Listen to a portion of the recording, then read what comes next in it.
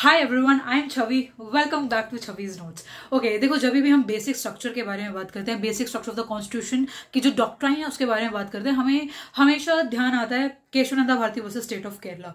But वो जो judgement है उसके पीछे जो है काफी सारी हिस्ट्री है, उसके पीछे क्या हिस्ट्री थी क्या नहीं थी। It is very important to understand that कि क्या जरूरत थी हमें बेसिक स्ट्रक्चर डॉक्ट्राइन को जो है इवॉल्व करने की, क्या जरूरत थी ऐसी जजमेंट की, वो जजमेंट आई क्यों आई, तो आई कैसे।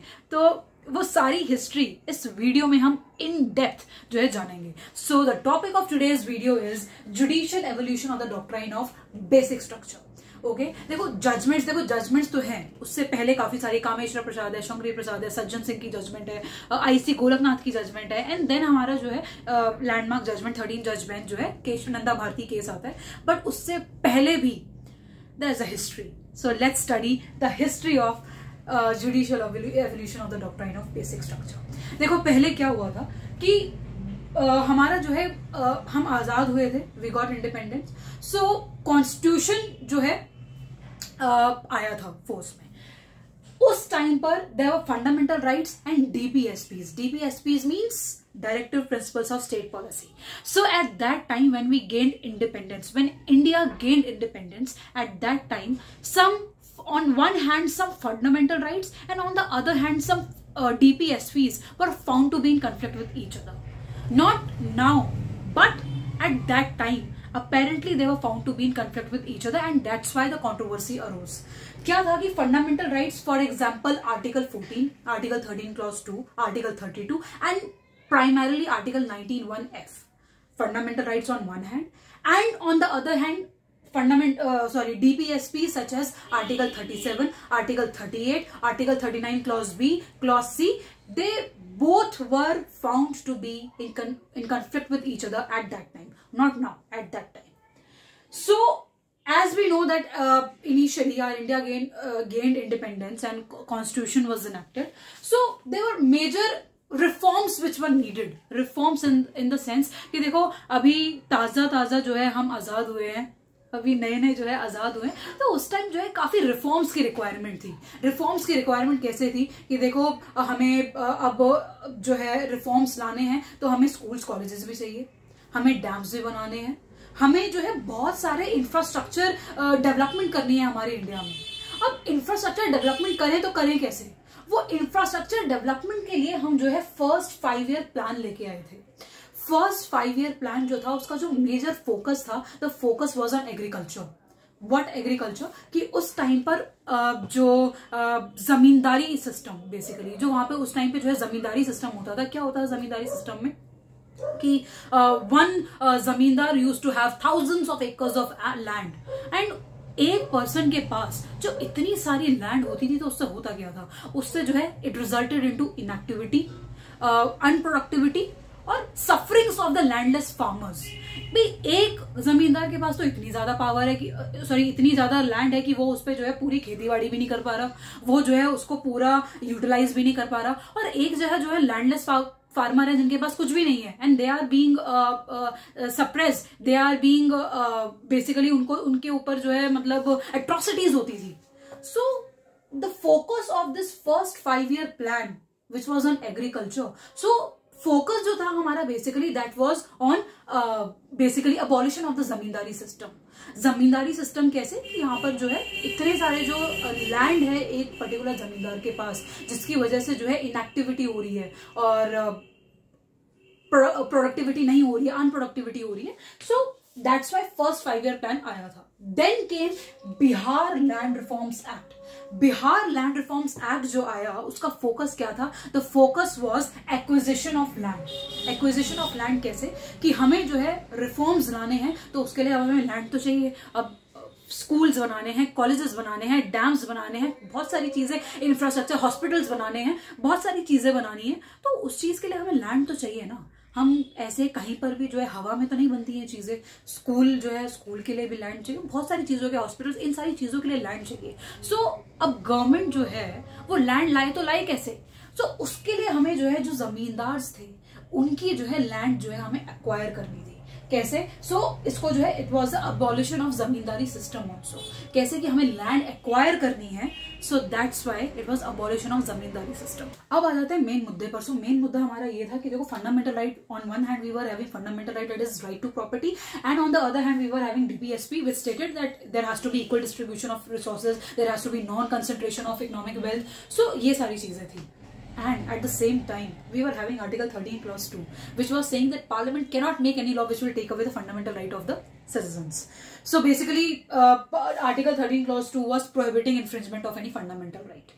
And furthermore, there were Article 32, Article 226, which stated that if you will infringe all these fundamental rights, then right to approach to the Supreme Court is guaranteed. And on the other hand, we were having Article 37, which state that DPSPs are not enforceable. So अब ये यहाँ पर जो है main controversy थी कि अगर आपका फंडामेंटल राइट जो है इन्फ्रिंज होता है तो आप तो जो है your right to approach the supreme court is guaranteed. आप जो है सुप्रीम कोर्ट और हाई कोर्ट जो है अप्रोच कर सकते हो कि my so and so fundamental right has been violated, and right to property was one such right, one such fundamental right. And on the other hand, DPSP जो है non enforceable है और हमें जो है उसके साथ साथ जो है हमें डेवलपमेंट भी करनी है. डेवलपमेंट करें तो करें कैसे? डेवलपमेंट करनी है हमें जो है इंफ्रास्ट्रक्चरल रिफॉर्म्स लेके आने हैं. जमीन, हम उन सारी चीजों के लिए हमें लैंड चाहिए, ठीक है. एंड देन ये पूरा जो है यहाँ पर जो वो स्टार्ट हो जाता है, मतलब कि यहां से जो है एक स्पार्क स्टार्ट हो जाता है डिस्प्यूट्स का, कंट्रोवर्सी का. कैसे? जो मैंने अभी आपको पहले वाले उसमें बताया कि जो बिहार लैंड रिफॉर्म्स एक्ट था, that was quite in keeping in line with DPSP. Like DPSPs are fundamental in governance, and they state कि state should make every such effort to bring overall development in the society, which is quite in keeping with social justice. But they are not enforceable. They are not enforceable, and fundamental rights are enforceable. So यहाँ से जो है controversy आती है. कैसे? कि जो वो बिहार लैंड रिफॉर्म एक्ट जो आया था ना, वो DPSPs के लाइन में तो था, but it was on the face of it was against, it was violative of Article 14, Article 19, Article 13 Clause 2 of the Constitution. That's why हमारा फर्स्ट केस आ जाता है जुडिशियल एवोल्यूशन का, दैट इज कामेश्वर प्रसाद का. Kameshwar Prasad versus state of Bihar, 1950 की judgement है. Let's study that. The first case that is Kameshwar Prasad Singh versus state of Bihar, that is of the year 1950, Patna high court. So a petition was filed by Mr. Kameshwar Prasad Singh. He was the Maharaja of Darbhanga. He filed a petition against the Bihar Land Reforms Act. He stated that Bihar Land Reforms Act is violative of Article 14, Article 13 Clause 2, Article 19 1F, Article 32 and Article 226. So that's why in this judgment Bihar Land Reforms Act was declared as unconstitutional as it was violating fundamental rights. Now Parliament was troubled by this, because if everyone would approach the courts, everyone would knock the doors of the court just because their fundamental right of right to property has been violated. So like this, government can never acquire land, and all these development which we are seeing today, that would not have been possible. Like we can see that since we gained independence, since India gained independence, from that time 1950 से अब तक, there are various there's a lot of development which has taken place. Had this status quo had remained the same, then all these developments, all these things which we are seeing today, all these privileges which we are enjoying today, it wouldn't have been possible for us to enjoy. Okay, so this was the judgment in which Bihar Land Reform Act was declared as unconstitutional. Now let's study what happened next. In 1951, the Parliament amended the Constitution itself. So the first constitutional amendment was introduced. What it did was that it added Article 31A, Article 31B and the 9th schedule. So what happened was Article 13A ये कहता था कि अगर कोई भी जो है law अगर हम बनाते हैं जो भी एक्विजिशन ऑफ लैंड से रिलेटेड है, तो वो मेयरली सिर्फ इसीलिए अनकॉन्स्टिट्यूशनल नहीं होगा जस्ट बिकॉज वो जो है आर्टिकल 14 और 19 को वायलेट करता है. और आर्टिकल 31B ये कहता था कि भाई जस्ट बिकॉज हम जो है कोई भी लॉ बना रहे हैं for the acquisition of land, तो वो जो है वॉइड डिक्लेयर नहीं होगा just because it is basically violating article 14 and 19. And उन्होंने 9th शेड्यूल बनाया और ये दो आर्टिकल्स भी जो है 9th शेड्यूल में डाल दिए. And by introducing 9th schedule any law, any article which is inserted in the 9th schedule that became outside the scope of judicial review. कि आप कोई भी आर्टिकल बनाओगे और जो आप जो है आर्टिकल 9th schedule के अंदर डालोगे उसको जो है आप कोर्ट्स में जो है चैलेंज नहीं कर सकते हो. That becomes outside the scope of judicial review. आप जो है उसके अगेंस्ट केस नहीं कर सकते हो. सो अब ये सिचुएशन आ गई थी. देखो एक तरफ हमें ग्रोथ भी चाहिए. उस टाइम एकदम रॉ इंडिया था. At that time when India gained independence there was no railways, nothing was there. We ultimately land तो हमें चाहिए थी क्योंकि development, growth, everything has to be done, needed to be done. So अब article 31A 31B introduce करके 9th schedule भी introduce कर दिया, which made it outside the scope of judicial review, which means that you now cannot challenge all these things in the court. So this first constitutional amendment was challenged in the case of Shankari Prasad versus Union of India. It is a 5-judge bench headed by Honorable Mr. Patanjali Shastri Justice. Landmark judgment है. 5-judge bench. 5-judge bench को हम क्या कहते हैं? Constitutional bench. Okay, सो ये 5-judge bench जो है इसमें ये जो फर्स्ट कॉन्स्टिट्यूशनल अमेंडमेंट है ये यहाँ पर चैलेंज हो गया था. यहाँ पर यही क्वेश्चन उठा कि अकॉर्डिंग टू आर्टिकल 13 क्लॉज 2 जो कि बोलता है कि आप कोई भी ऐसा लॉ नहीं बना सकते which is violating fundamental rights. Then how this, so basically this first constitutional amendment is unconstitutional because it is against this fundamental right. अब देखते हैं कि उस जजमेंट में क्या हुआ था. So basically in this judgment of Shankari Prasad Dev versus Union of India, 1951 Supreme Court, 5-judge bench, Honorable Mr. Patanjali Shastri Justice. So in this judgment it was held that law of amendment is not an ordinary law. It is superior to the ordinary law. Therefore it is not hit by article 13 clause 2. So देखो जैसे इस judgement में challenge क्या हुआ था. इस case में यही तो चैलेंज हुआ था ना. First constitutional amendment was challenge. They were saying that you can not create saving clause for like this. You can not do, मतलब कि वो ये कह रहे थे कि देखो आर्टिकल 13 क्लॉज 2 तो है. आर्टिकल 13 क्लॉज 2 क्या कह रहा है कि आप फंडामेंटल राइट की इन्फ्रिंजमेंट नहीं कर सकते. अब आपने जो है ऐसे ऐसे आर्टिकल 31A 31B और उसको जो है इसमें 9th शेड्यूल में डाल दिया. How can you do like that? You can not create a saving clause for such articles. It is unconstitutional. First constitutional amendment is unconstitutional. So इस जजमेंट ने बोला कि जी नहीं, ये अनकॉन्स्टिट्यूशनल नहीं है. अब आप एक बात सोचो कि अगर बाय चांस चलो इस जजमेंट में भी ऐसे बोल देते कि चलो ऐसा नहीं कर सकते हम, तो क्या इतनी जो डेवलपमेंट हुई है अब तक क्या हो पाती? नहीं हो पाती. सो यहां पर इट वॉज हेल्ड कि ये कॉन्स्टिट्यूशनल है और जो है बिल्कुल भी ऐसा नहीं है कि जो है मतलब कि हम ऐसा डेवलपमेंट कर नहीं सकते. It is not like that. So इस जजमेंट ने जो कामेश्वर प्रसाद वाली जो जजमेंट थी ना, Kameshwar Prasad versus state of Bihar की जो जजमेंट थी, उसको ओवर रूल कर दिया था. अब इस जजमेंट के बाद जो है काफी सारे लैंड रिफॉर्म्स आ गए, जैसे कि 17th कॉन्स्टिट्यूशनल अमेंडमेंट थी जिसमें 44 लैंड रिफॉर्म्स जो है ऐड किए गए थे. अब वो जो 17th कॉन्स्टिट्यूशनल अमेंडमेंट थी वो भी चैलेंज हो गई. किसमें? अब आइए नेक्स्ट केस देखते हैं. दैट इज, अब आप बताओ मुझे.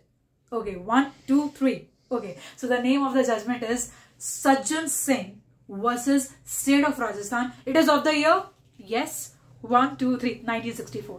So in this judgment of Sajjan Singh versus State of Rajasthan, this was also a constitutional bench judgment, that is 5-judge bench. So it was headed by Honorable Mr. Gajendra Gadkar Justice. It is of the year 1964 Supreme Court. So in this judgment also 17th constitutional amendment and also first constitutional amendment also was challenged. In this case इसमें यही था कि same logic, same उसमें यही question था कि how can such an amendment be made. It is violative of article 13 clause 2. So such a saving clause should not be made because they are violating our fundamental rights, etc etc. So in this judgment देखो ये भी 5-judge bench है, तो same ही point जो कि शंकरी प्रसाद versus union of India में जो let down करे गए थे, same points were reiterated in this judgment also, that the law which is made by constitutional amendment, that is superior to the ordinary law. So that's why they are not violative of article 13 clause 2. Hence they are not violating any of the fundamental right present right now. Then हमारा judgment आ जाती है, that is 11 जज bench. Because देखो अभी पहले तो दोनों ही 5 जजेस बेंच थे, तो इसमें थोड़ी कंट्रोवर्सी अरोज हो गई थी, that's why it was needed that we should have a larger bench. So larger bench कौन सी कॉन्स्टिट्यूट हुई, 11 judgment, that is of IC Golaknath versus state of Punjab. Now comes the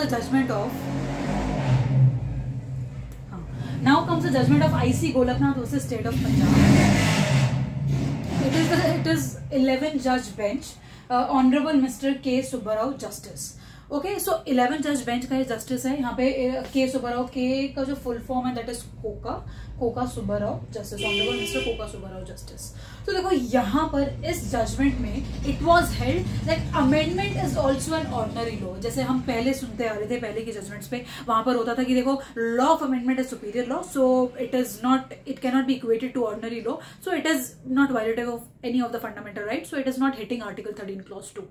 but in IC Golaknath versus State of Punjab, it was held that law of amendment, it is also ordinary law. Okay, so लेकिन now looking at the grave consequences of this judgment. अब देखो यहाँ पर तो बोल दिया कि ये ऑर्डिनरी लॉ है, ऑर्डिनरी लॉ है तो इसका मतलब क्या है कि ये भी चैलेंज हो सकता है कोर्ट में, ये भी जो है वायलेटिव है फंडामेंटल राइट्स के, तो फिर कैसे वो होगा। तो यहाँ पर looking at the grave consequences of this judgment, grave consequences कैसे कि अब तो जो है अगर आपने जो पहले लैंड एक्वायर कर ली हो क्या वापस दोगे क्या अब आप उनको, अब हमने इतनी डेवलपमेंट कर ली, सब कुछ कर लिया, कैसे वापस दी जाएगी लैंड वहां पर जब हमने ऑलरेडी जो है कंस्ट्रक्ट कर ली है काफी सारी चीजें। तो that's why doctrine of prospective ओवररूलिंग जो है इस केस में हेल्ड किया गया था कि देखो अभी तक जितनी लैंड एक्वायर हो गई है, लेकिन इसके बाद ये जजमेंट का ये जो लॉ इस जजमेंट में है अप्लाई करेगा। इस जजमेंट की डेट क्या थी, इट्स 27 फरवरी 1967। तो बोला था कि जो भी इस जजमेंट में जो लॉ लेड डाउन किया गया है उसकी जो एप्लीकेबिलिटी होगी वो प्रोस्पेक्टिवली होगी, रेट्रोस्पेक्टिव से नहीं होगा। सो प्रोस्पेक्टिवली कैसे, जिस डेट को ये जजमेंट आई थी, तो आई एम गेसिंग कि इस डेट थी इस जजमेंट की, दैट इज 27 फरवरी 1967। तो अब यहाँ पर जो फर्स्ट और जो 17th कॉन्स्टिट्यूशनल अमेंडमेंट्स थी जो कि एक्विजिशन ऑफ लैंड के बारे में बात कर रहे थे, जो कि basically which were in line with DPSPs, so all these amendments were declared as unconstitutional. So अगर ये अनकॉन्स्टिट्यूशनल थे तो मतलब जो हमने पहले जो 2 जजमेंट्स पढ़ी हैं that is Sajjan Singh versus union of India and Shankari Prasad versus state of Rajasthan, ये 2 जजमेंट्स जो है वो ओवररूल हो गई थी, किससे, आईसी गोलकनाथ से। अब देखो ऐसे तो गवर्नमेंट जो है वो कभी भी लैंड एक्वायर कर ही नहीं सकती, पर चलो उसके बाद जजमेंट आई है वो भी मैं आपको बताऊंगी। लेकिन इससे पहले मैं आपको ना इसकी रीजनिंग बता देती हूँ। जो इन्होंने लिखा ना amendment is also an ordinary law, तो इन्होंने कैसे रीजनिंग दी। ये रीजनिंग ऐसे दी कि देखो जो हम इस जजमेंट में जो हेल्ड किया गया है उसका रेशो ये था, द रीजनिंग वॉज कि जो भी जैसे आर्टिकल 368 जो है, आर्टिकल 368 जो है वो सिर्फ और सिर्फ आपको procedure for amendment of the constitution के बारे में बताता है। It is nowhere telling regarding the power to amend the constitution. Okay, so court held कि article 368 is nowhere giving you the power to amend the constitution. It is only just laying down the procedure to amend the constitution. Then अब power कहाँ से लेके आए amendment की, मतलब कि अगर कॉन्स्टिट्यूशन में अमेंडमेंट करनी है तो वो पावर कहाँ से डिराइव करेंगे। We scan the entire constitution and we found out कि ऐसी कहीं पावर तो कहीं पे लिखी नहीं गई हुई है। मतलब हमने we have flipped the pages of the constitution, each and every aspect, each and every provision was looked.